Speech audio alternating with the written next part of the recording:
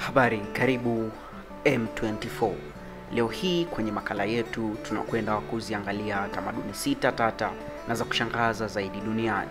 Katika makala hii imeandikwa na BBC Swahili lakini wekwa kwenye mfumo wa sauti na M24 Habari. Jambo moja linalowatofautisha binadamu na ulimwengu wa wanyama ni tabia ya kukuza mila na desturi katika kila kinachowazunguka, kuanzia urembo wa kimila hadi tabia. Ni kweli kuwa ulimwengu umetajirishwa na maelfu ya tamaduni tofauti mwanzo. Kitu kimoja muhimu cha tamaduni yoyote ni kanuni tiifu. Kwa mujibu wa mtandao wa ncbi.nlm Ulluku Price Atlas of Ethnographic Societies, kuna tamaduni zaidi ya 3800 duniani za kipekee, ambapo zipo zinazoelezeka na hazionekani kama za kushangaza, lakini zipo ambazo ukizisikia zitakushangaza. Leo hii M24 Habari imeamua kukusogezea tamaduni hizi 6 ambazo ni tata zaidi duniani.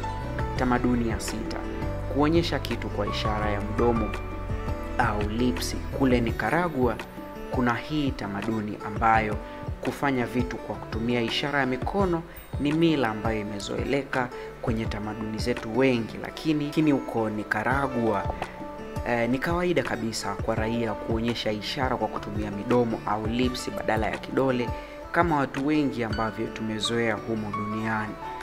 Ishara ya 5 au tamaduni ya 5: kulala kifudifudi kama heshima.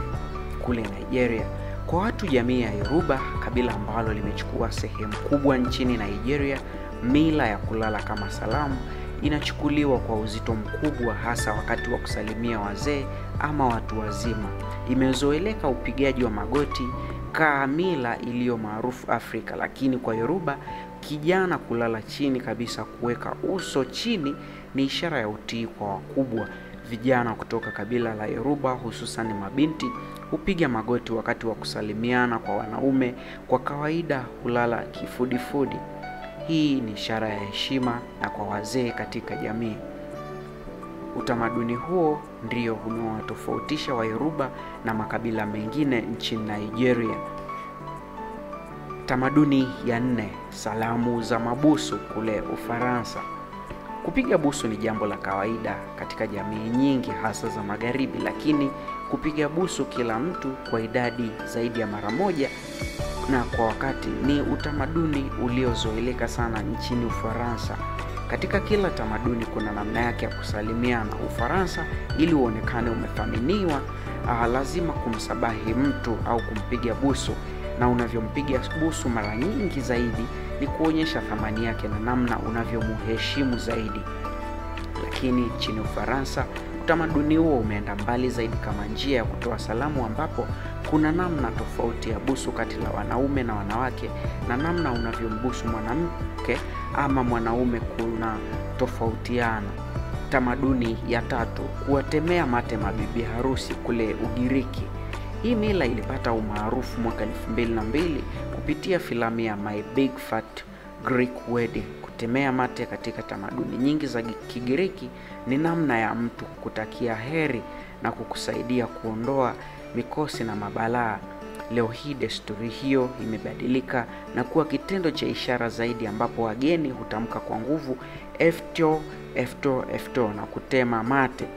Wagiriki hufanya hivyo katika matukio mengine ya kipekee kama vile ubatizo, kumtakia afya mtoto, na kutemea mate kunaweza pia kufanywa kama hatua ya kutambua ushirikiano ili kuepusha maovu wakati wa mazungumzo ya kawaida. Tamaduni ya 2: siku ya kupeana mimba. Kule Urusi, Уважаемые ветераны, дорогие друзья, katika hotuba yake ya hali ya taifa hilo ya mwaka 2006, rais wa Urusi Vladimir Putin alitaja janga la idadi ya watu kuwa ni kubwa na linaloikabili Urusi, na akatangaza pia jitihada za kuongeza kiwango cha idadi ya watu na kuongeza uzazi kwa Urusi, ikiwa pamoja na kutoa motisha ya pesa taslimu kwa familia ambazo zina mtoto zaidi ya mmoja ili zihamasike kutoa watoto. Septemba 12 kila mwaka ni siku muhimu sana Urusi, hasa eneo la Ulyanovsky, ambapo wanaipa heshima kama siku ya kupeana mimba kwa raia wa Urusi.